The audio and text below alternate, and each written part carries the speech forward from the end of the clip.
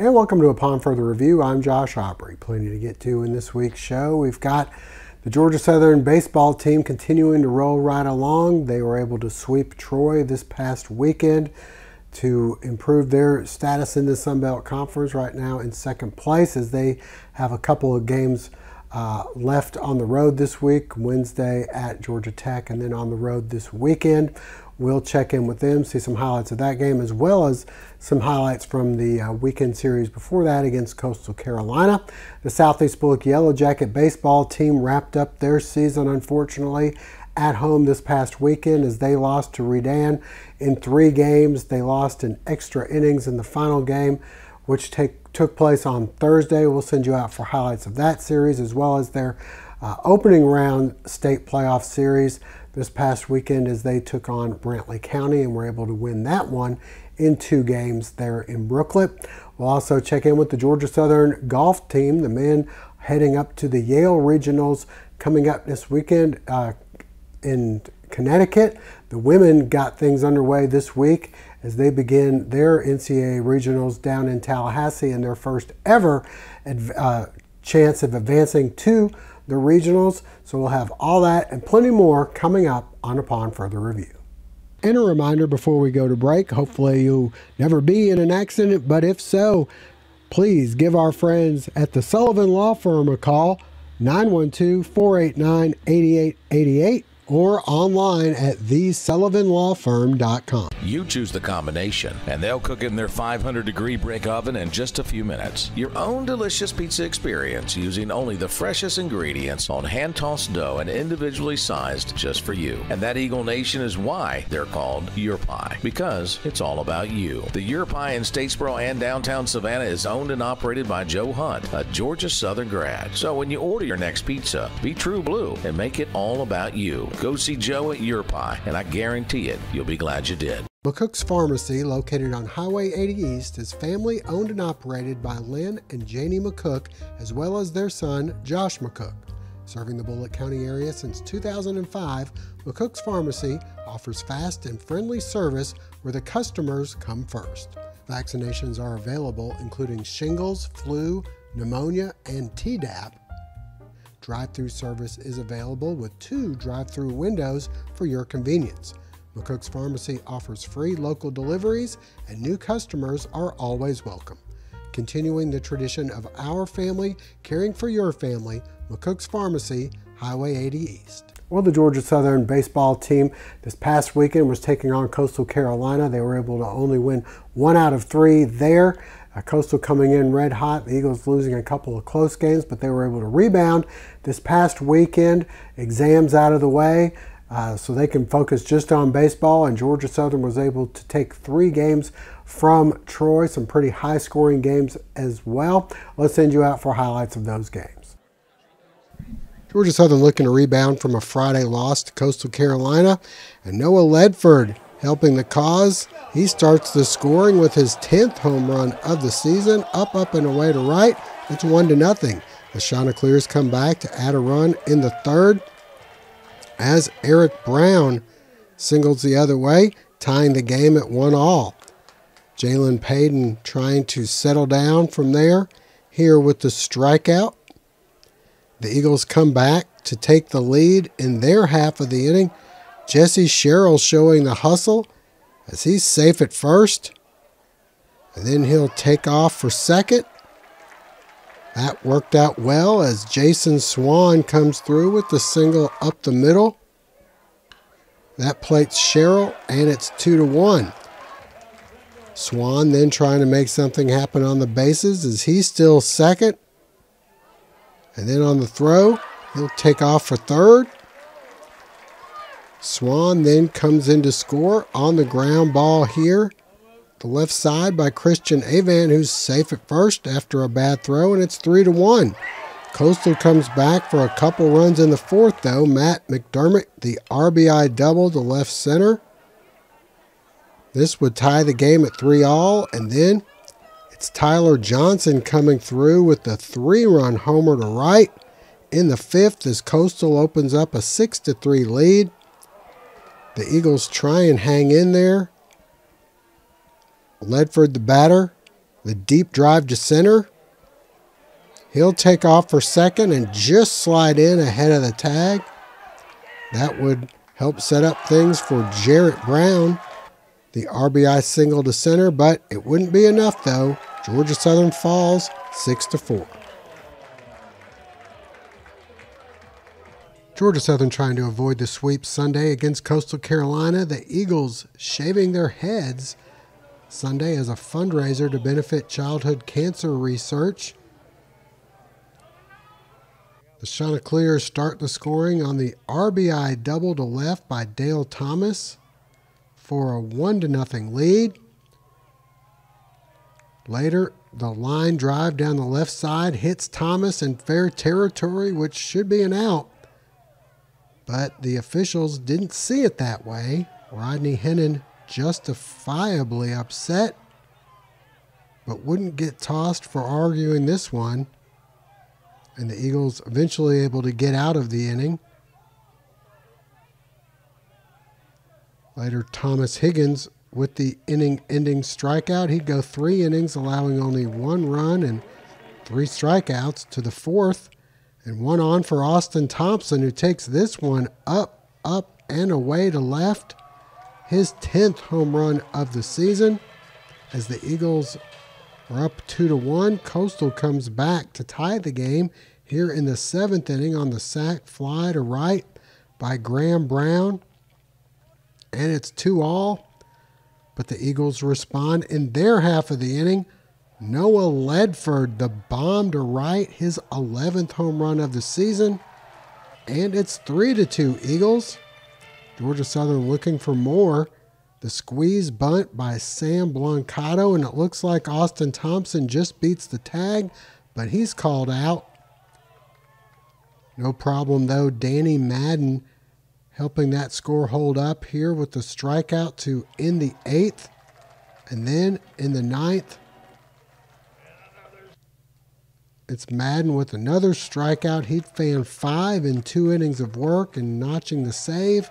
And he closed things out with the strikeout as well as the Eagles avoid the sweep, winning Game 3, 3-2.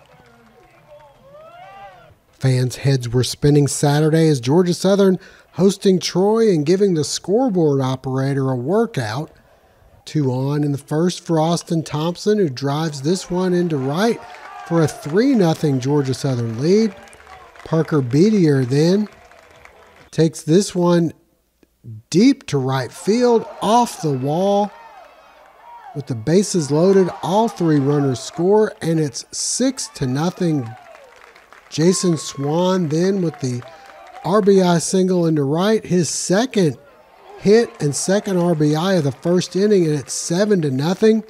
The offensive explosion taking away from a great performance on the mound by Ty Fisher. 7 innings, 1 run, and 9 strikeouts. He'd get some good defense behind him. Austin Thompson starts the 6-4-3 double play. In the 3rd, the floodgates open again. Christian Avant, the RBI single into center, and it's 10-0. Sam Blancato then with the double into left center. Noah Ledford scores. It's 13-0. Jesse Sherrill then the 2-run single into center. And it's 15-0 to the 4th. And 1 on for Jarrett Brown. And he takes this one up and away off the top of the fence in center for the home run. It's 17-0. More from the Eagles.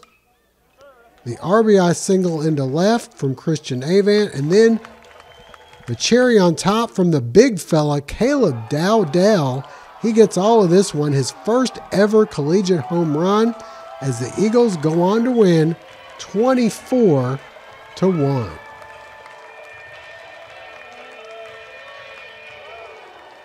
We move to Game 2 of the doubleheader, and Troy able to start the scoring. Is Jalen Payton having trouble with this one? Runner slides in safe, and it's 1-0. Payton able to get out here with the strikeout later. The Eagles coming right back. Austin Thompson.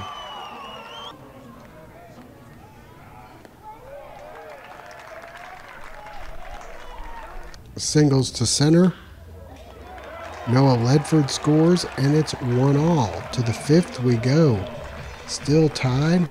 William Sullivan doubles to left center. 2 runs will come home, and it's 3-1. They'd make it 4-1, but the Eagles respond again. Jesse Sherrill, the fielder's choice, to make it 4-2. The Eagle bullpen shutting things down. Jay Thompson, 4 solid innings of relief. He gets a couple of strikeouts here. To the 6th we go. Parker Beatier back in the lineup, and he'd have a great game. He doubles to right center. 2-run score as the Eagles take the lead at 5-4. Sam Blancato. Next up, he'll single through the right side. Beatier scores, and it's 6-4. Thompson then closes the door as the Eagles win 8-4. We move over to Sunday. The Eagles looking for the sweep, and Noah Ledford with the RBI single into left as the Eagles would take a 2-0 lead. This one far from over though. Troy comes back. The solo homer right here by Donovan Webbs, and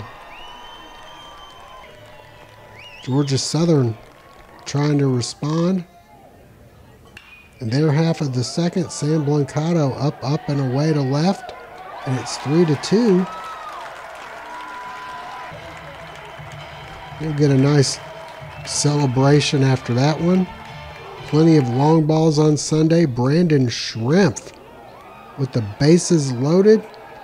And here's the grand slam to left, quickly giving the Trojans a 7-4 lead. Sullivan then at it again as he sends this one up and away over the right field wall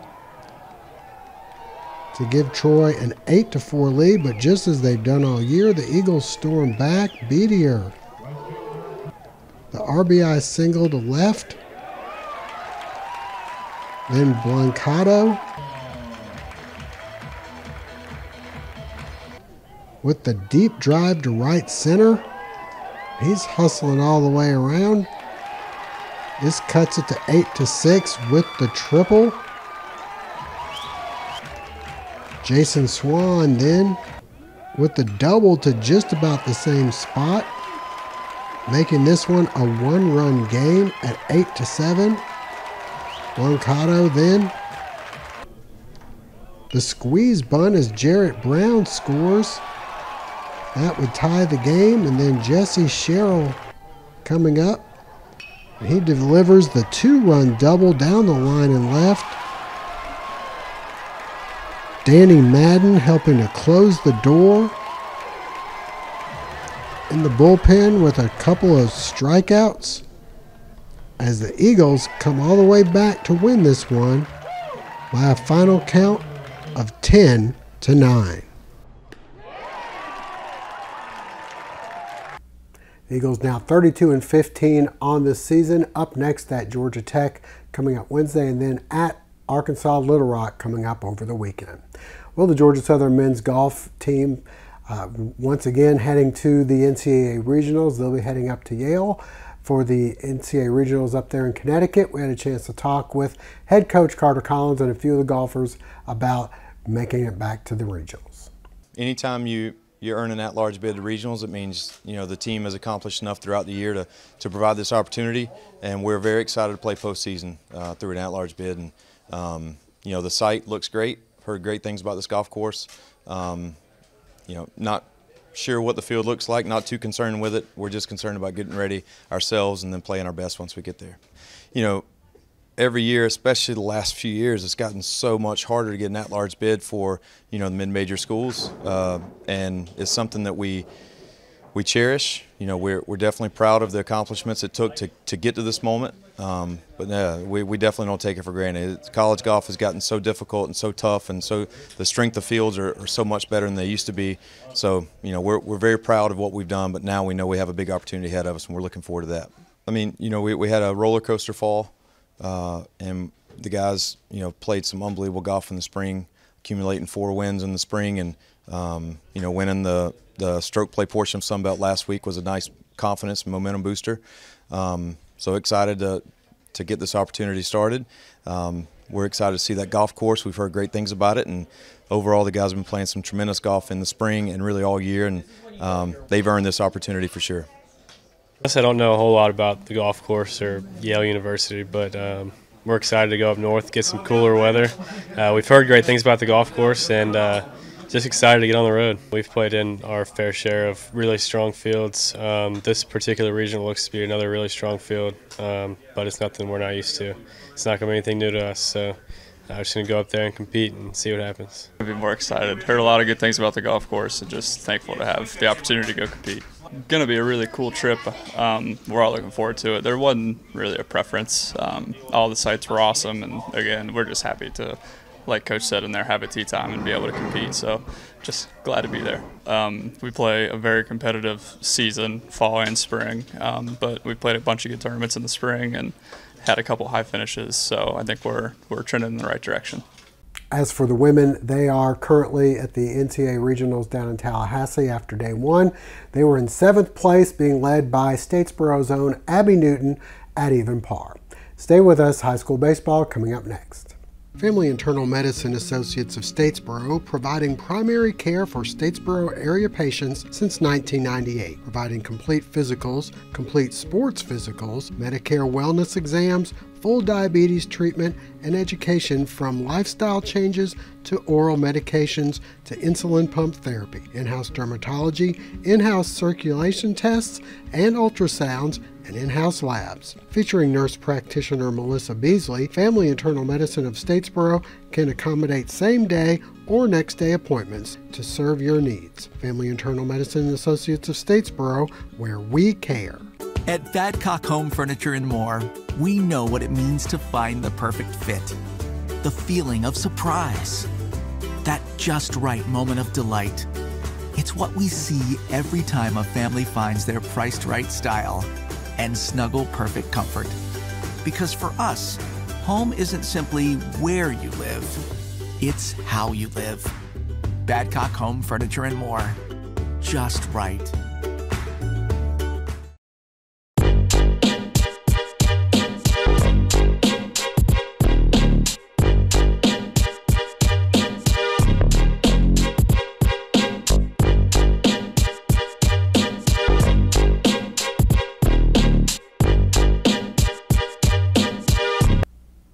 Well, the high school sports season's coming to a close. The only things left are track and golf. The Southeast Bulloch boys and girls track teams both did well in sectionals this past weekend, and they'll be starting the state at the end of the week. As for the Southeast Bulloch baseball team, they were the last area baseball team in action. They advanced from the regions to the state tournament. Were able to knock off Brantley County in the opening round, and then fell to Redan in 3 games after winning the first game. Lost one game by 2-1 score, and then lost the finale there, the third and final game on Thursday, by a score of 7-5 in extra innings. Lost in 8 innings. Let's send you out for highlights from all those games. Southeast Bulloch hosting Brantley County to open up the state playoffs, and Hunter Williams able to start the scoring. The RBI single into right, and it's 1-0. Yellow Jackets Gage G. Giovanni solid on the mound here with a strikeout. Still 1-0 in the 5th, and Nick Anderson with the RBI single, and it's 2-0. That's all D. Giovanni would need. He'd shut the Herons down with 7 strikeouts. And Southeast Bulloch wins game 1, 2-0. To the nightcap we go. Terry Turner on the mound, mowing down the Brantley County batters. And he'd get plenty of offensive support. Connor Williams comes through with the RBI single to start things off. Then Nick Anderson, the batter. And he provides the 2-run RBI single into left. The Jackets go up 4-0. Tyson Harnage adds the 2-run single in the 3rd, going down the right field line. and the Jackets complete the sweep, winning by a final count of 15-2. Southeast Bulloch hosting Redan in the State AAA Sweet 16. Game 1 was all Jackets. Gage DiGiovanni sharp on the mound here with the inning-ending strikeout. Logan Herring later. The hot shot to third, a nice grab, but a bad throw allows the runner to score from third, and it's 1-all. The Jackets up 5-1, and adding to it, Carter Bowman, the bases loaded single into left, and it's 6-1. More issues for the Raiders. The wild pitch. Herring scores, and it's 7-1. Nick Anderson adding to the total as he rips the single to left. Couple more runs score, and it's 10-1. Herring later just about as deep as you can go and not hit it out. This one ends up as a long single, but runners on the corners for Connor Williams, who just about goes yard as well. This one good for a sac fly, and the Jackets win by the run rule, 12-2. So we move to game 2, and this one proving to be a pitcher's duel. The Jackets able to start the scoring on the sacrifice fly to center by Logan Herring. That will plate Tyson Harnage, and it's 1-0. The Raiders tie things up with the RBI single by Daniel Ortiz. The score 1-all. From there, Terry Turner was on lockdown as he'd shut the Redan bats down. The Raiders' Anthony Mateo just as sharp and getting some nice defensive plays behind him as well. This one eventually going to extra innings, and Adriel Martinez provides the game winner in the 8th as Redan wins 2-1. Southeast Bulloch hosting Redan. Game 3 of a 3-game series on Thursday. The visitors jumping out to an early lead. Manila Parcells, the RBI double to left center, and it's 2-0 in the first. To the second we go. Florida State signee Jason Avila with the RBI single to center. It's 3-0. Eon Everett then the RBI single into left as Redan would take a 5-0 lead. Tyson Harnage settles down from there on the mound, shutting the Raider bats down over the next 5 innings of work. Southeast Bulloch battles back in the third. Riley Emmerich, the batter, he comes through with the opposite field single. Then with runners on the corners, Logan Herring up to bat. And the deep sacrifice fly to center brings the runner in from third. Cutting the lead to 5-1, Gage DiGiovanni then drives a single into left, cutting the lead to 5-2. To the fourth we go, and Riley Emmerich with the 2-run double down the right field line, trimming the lead to 5-4. Then it's DiGiovanni staying hot, the RBI single into left, ties the game at 5-all. This one ends up going to extra innings where Redan wins 7-5 in 8 innings. And that'll wrap things up for now. We thank you for joining us. Hope to see you again next week.